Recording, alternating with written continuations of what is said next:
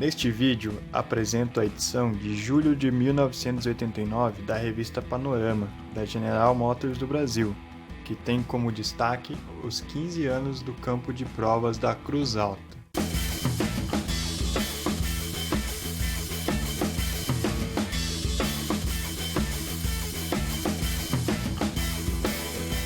Já na capa desta edição, de julho de 1989, ano 27, número 258, temos fotos de veículos em testes no campo de provas e também de alguns que serão os personagens da matéria exibida mais adiante. Na parte interna, temos as informações editoriais e também a informação de tiragem, neste caso 30.000 exemplares. E aqui na parte interna da capa, uma carta, na verdade, do então presidente Bob Stone, que fala sobre a implementação do processo Simplifique na GMB, que tinha como objetivo reduzir os desperdícios e tornar a empresa mais dinâmica e simples de trabalhar. A seguir, temos uma matéria com o título Comunicação não é ciência, é essência, e começa com uma citação: as comunicações devem ser tratadas como um planejamento tão cuidadoso e atento para os detalhes e a qualidade quanto o são a engenharia, a manufatura e as finanças. Essa matéria tem como objetivo apresentar como é o trabalho do Departamento de Relações Governamentais e Comunicação Social. Então temos aqui uma entrevista com o José Carlos Pinheiro Neto, que era o diretor de Relações Governamentais e Comunicação Social, e também aqui com o Gilberto Barros, que era o diretor de Comunicação Social, além de algumas citações do André Bier, vice-presidente. E aqui eles citam algumas atividades desse departamento, citam a rotina, como viagens e atendimento de reuniões com clientes, com órgãos do governo, com pessoas públicas e preparação também de eventos para lançamentos de carro, entre outros. Aqui um breve resumo das atividades desse departamento, de acordo com o público. Aqui, começando pelo público interno, que é considerado o mais importante, são destinadas à maioria das atividades, como o jornal Vida na GMB, revista Panorama, produção de cartazes, folhetos, campanhas, concursos, cartas para funcionários, eventos internos, inaugurações, encontros de administração participativa, seminários, etc.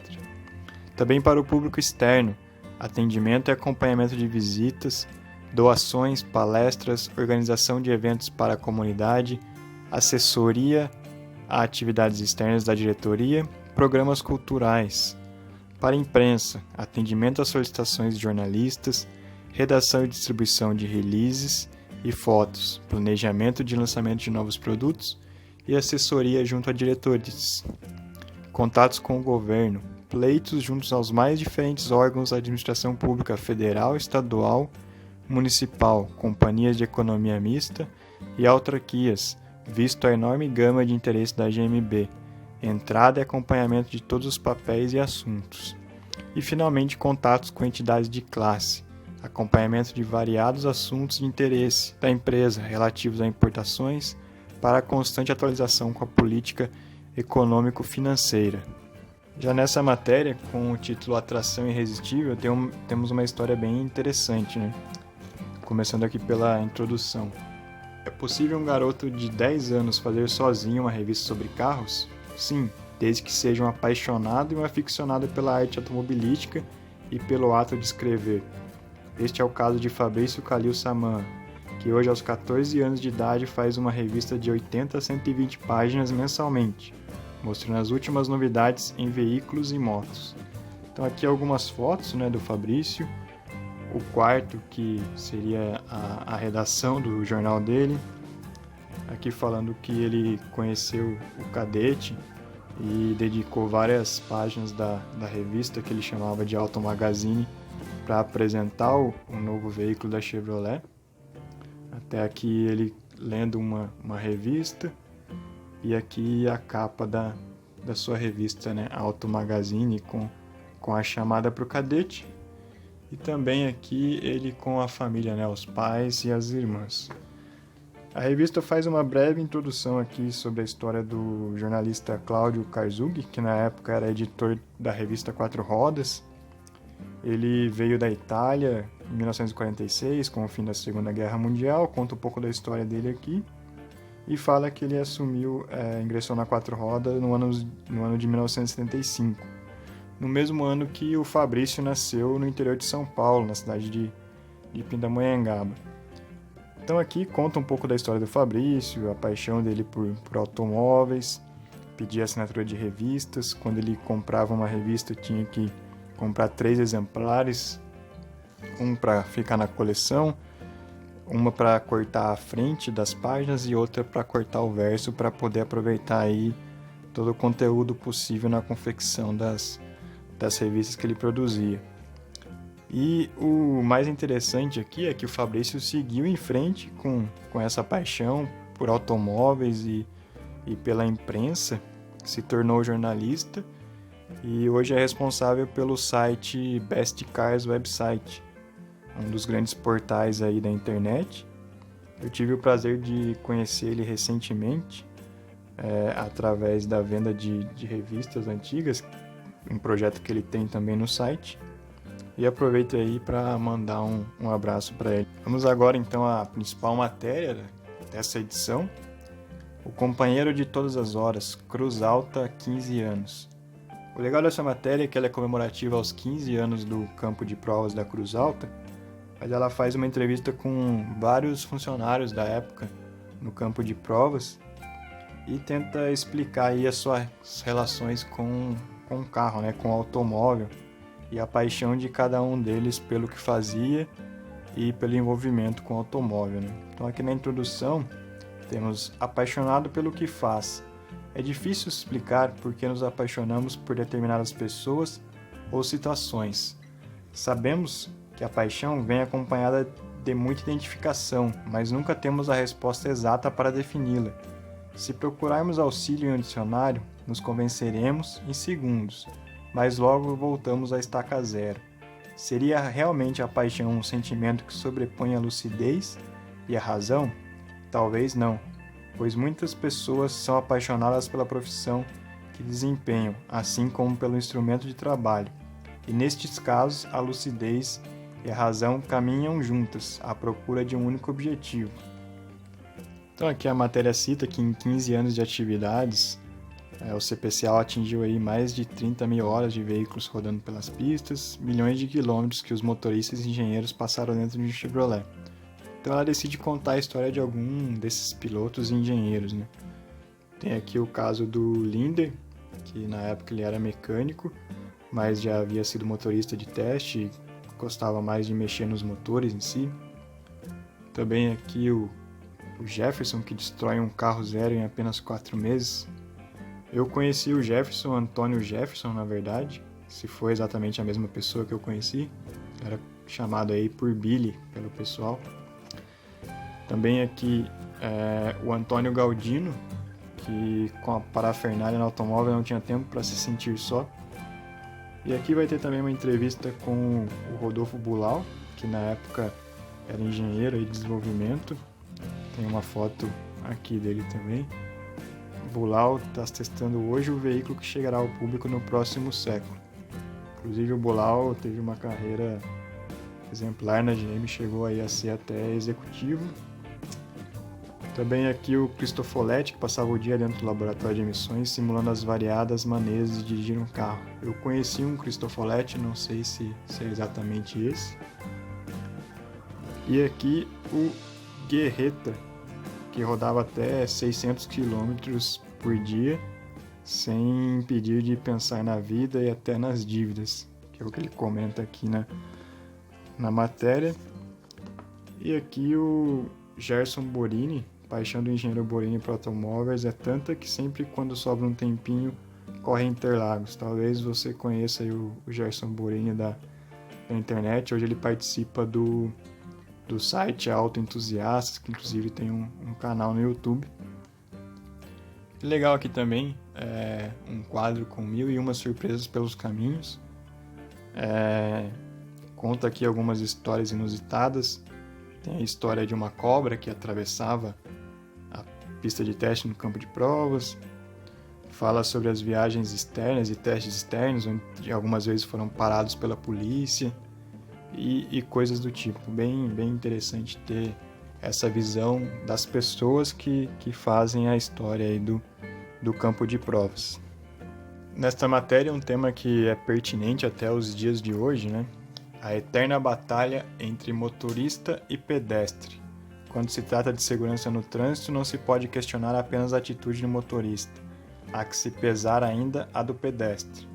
Afinal, temos em média 90 mil atropelados por ano no Brasil, sendo que 18 mil só em São Paulo, campeã em acidentes brasileiros. E de quem é a culpa desses acidentes? Da imprudência e imperícia do condutor, da negligência do pedestre? O assunto exige imparcialidade e, novamente, envolve a questão da educação. Então aqui cita diversos exemplos sobre problemas aí no trânsito, tanto por responsabilidade de motorista, às vezes por responsabilidade também do pedestre. Tem até uma foto de um guarda num cruzamento, provavelmente uma saída de escola, né? A função do guarda de trânsito não é apenas multar, mas orientar quanto às atitudes corretas e colaborar na travessia das ruas. Sua figura é muito importante, principalmente nas portas das escolas. Respeite o sinal, atravessar somente quando estiver verde e na faixa. É um dever de todo pedestre, que também pode ajudar a humanizar o trânsito, né? Então, 2 fotos aí de travessia de pedestres. Tem também aqui uma entrevista com o Eduardo José Daros, engenheiro civil, presidente da Associação Brasileira de Pedestres na época. Conta um pouco da história, porque ele fundou essa associação. E aqui também o que dizem as vítimas, né? Alguns relatos aí de pessoas que sofreram com acidentes de trânsito relacionado a atropelamento. E aqui mais 2 exemplos de fatos do trânsito, né? A atitude típica do pedestre que não deve ser tomada por colocar em risco a sua vida e dos outros. E aqui um idoso que, ao atravessar, também precisa seguir as normas de segurança e não se arriscar, pois não está em plenas condições físicas. E aqui algumas dicas de regras para o trânsito, né? Como atravessar, como se comportar, sempre visando a segurança de todos no trânsito. Temos também uma menção ao relógio de ouro. Atuar junto a uma empresa 25 anos é fato digno de destaque. Daí a razão da General Motors do Brasil homenagear seus funcionários com o relógio de ouro, como prova de seu reconhecimento, e o faz representada por seu presidente Robert Stone. Então aqui fotos das pessoas que receberam o relógio de ouro naquele ano de 1989, né? Essa edição de julho de 89. Passando aqui as fotos, de repente você conhece alguém, tem um parentesco, é interessante registrar aqui e ter esse momento aí para a posteridade, né? Engraçado que aqui tem uma nota da redação. Na edição de maio, muita gente ficou feliz da vida quando viu que o relógio de ouro tinha diminuído 5 anos, mas a alegria durou pouco. Na edição de junho já saiu certinho, mas não deu tempo para explicar. Portanto, a explicação sai nesta edição. Foi erro mesmo. O relógio de ouro continua sendo entregue aos funcionários que completarem 25 anos de GMB. Provavelmente teve algum erro de digitação e saiu a informação que era entregue o relógio para quem completava aí 20 anos de empresa. E aqui, para fechar essa edição, na contracapa não saiu uma matéria, mas sim um texto extraído aí do Note GM do México, número 19. Um tempo para ser feliz. Dê um tempo para trabalhar, este é o preço do sucesso. Dê um tempo para pensar, esta é fonte do poder. Dê um tempo para brincar, este é o segredo da juventude. Dê um tempo para ler, esta é a base do conhecimento. Dê um tempo para desfrutar entre seus entes queridos, esta é a fonte da felicidade. Dê um tempo para amar, este é o sacramento da vida. Dê um tempo para sonhar, por ele a alma estará perto das estrelas. Dê um tempo para rir, assim os problemas serão mais leves.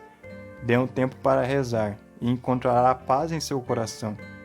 Dê um tempo para planejar, porque o planejamento é o segredo para conseguir todo o tempo para tudo o que foi dito antes. Uma mensagem bonita e que merece aí um tempo para sua reflexão. Bom, apresentada então esta edição de julho de 1989. Se você gostou do conteúdo, continue acompanhando o canal, pois teremos vídeos regulares. Se conhece alguém que aparece nesta edição, se tem alguma história com a GM, compartilhe com a gente nos comentários e obrigado por assistir.